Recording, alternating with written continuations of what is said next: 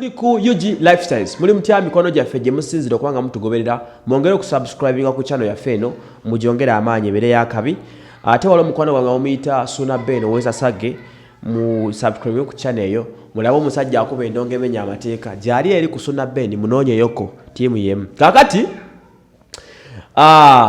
nze waswa Emmanuel muli mutya ennaku ezisema bagana akamalo bakolera story y'omukyala Farida Nakazibwe nga bamuzimbidde enju side ze buddompi jindooza we baserabiddemu nga ya milioni 5 ezo mwazira banimagamba nti abakyala balesa amaanyi mu kintu kino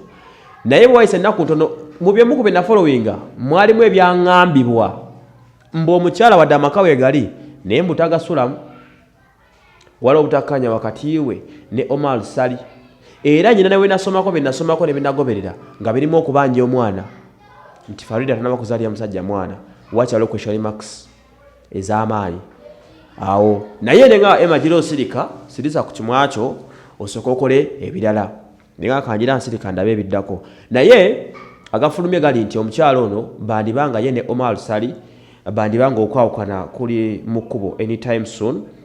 bwe mulaba okwawukana ako betemwewuunya tembuuzanga twayibagamba bino biri based on the post eri ku mukutu gw'omukyala kanji basomeremu kati wikirifa jja kunzikiriza ngisome post negamba bweti mu luzungu nja givunula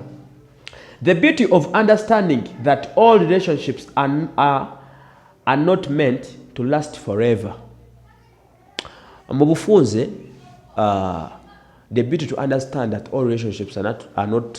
meant to last forever mu bufunze mu luganda olwangu nti omukwano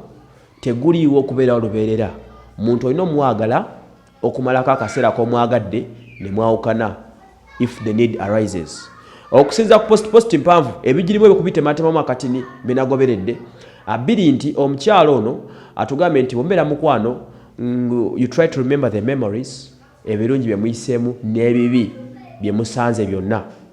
naye although mba mubiyiseemu tekitegeeza nti olw'okuba omuntu wali naye mu biseera nga alina fistula wamujja mbwavu tekitegeeza mu time bwetuuka nga tokyamwetaaga tolina mugoba oba kumukyawa that's a very big statement ndito bagamba ekigambo abazungu kye bakozesa nti what fills the heart is always revealed through the mouth oluzungu lunsumbwa naye lwero lwemmanyimu nti ekintu ekijjula omutima gw'omuntu ebiseera ebisinga okukitegeera okiwulira kamwa teri muntu ayogera kintu kitamuli ku mwoyo most of the times abasinga ate tugenda ku nsonga z'omukwano zino bibeera bwe bityo